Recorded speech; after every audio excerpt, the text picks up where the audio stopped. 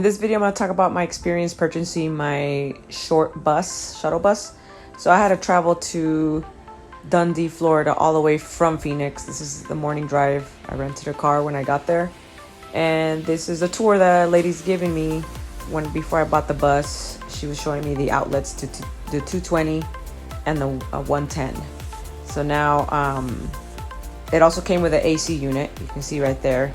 And that's where you put the water. She has a 30-gallon freshwater gray tank that's underneath right there. And you can see where the water is drained at the bottom. She's explaining to me how that works. So you can see it right there. And she has no dark water, meaning she doesn't have like a switch system. So I have a compact toilet in there.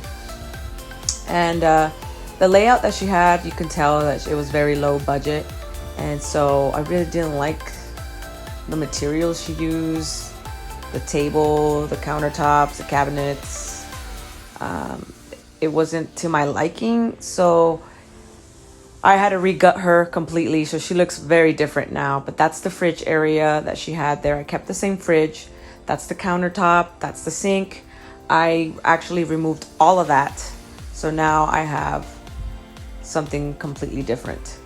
And there she's showing me that it's very important to have a smoking detector and a carbon monoxide detector. So that's the detector that she's showing me to make sure we always check for batteries, just in case if you're sleeping, there's a gas leakage or whatnot you can smell.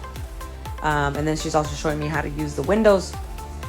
She has a 5-passenger window. She has 5 windows and a fan, which that is broken now, so I gotta replace it soon. But those windows are really hard to close and open. They're like very stiff. So I kind of like put some WD-40 in there. It helped a little bit, but I mean, it is what it is. It's gonna stay like that. That AC unit in the back there does not work. It's just like blows air, and that's pretty much it. So it does need to get serviced, but not sure if I want to spend that much money yet. Those are the windows. That's how she covered the sun. So I use a completely different method than that. Like I said, it didn't look like she was working with a big budget, so she did the best she can to stay comfortable in the bus when she was living on it full time. I did touch base with her again after the purchase of the bus, and she's living in a trailer park now, so she feels more comfortable.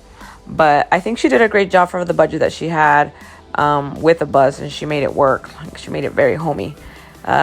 So those are the outlets that she's showing me. I removed those outlets and put different ones, and I'll make a second video of the updated what I did to the bus and all the upgrades I did.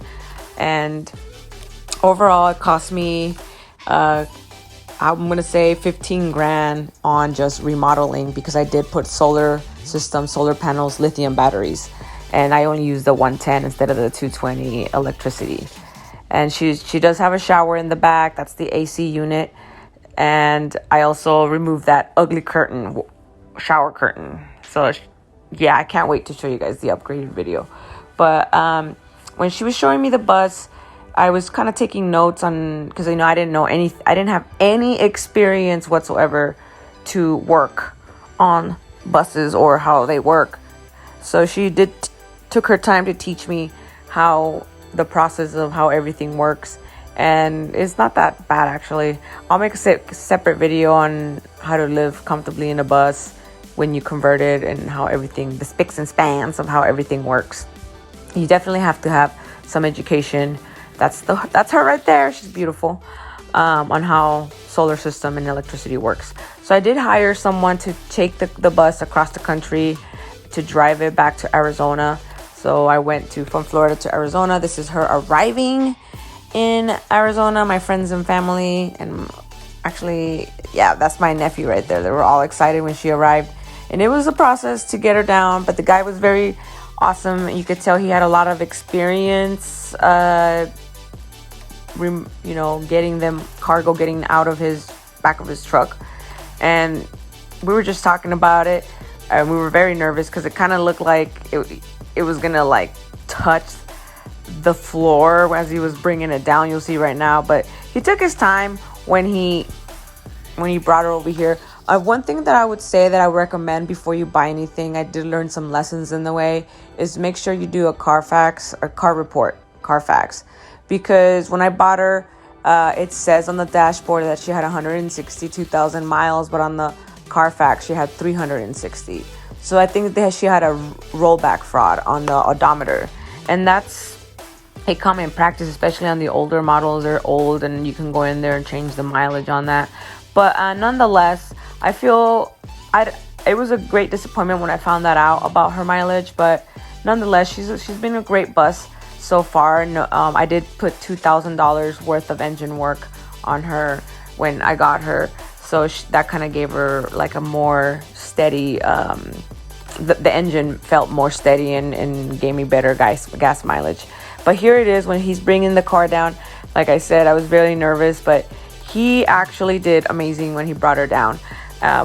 So I hope you guys find this video helpful, and let me know if you have any questions in the comments below. Make sure you subscribe if you like this video, and I'll give you more tips on van lifing. And this is a great journey, and I highly recommend it for anyone who wants to do it or is thinking about doing it. It's definitely has its perks, and it's a lifestyle, definitely, being a minimalist, as living with the basic necessities that you need. And there she is, guys. She looks like a party bus. I do get that a lot. But I'll see you guys on the next video, and thanks for watching. I'll see you guys later.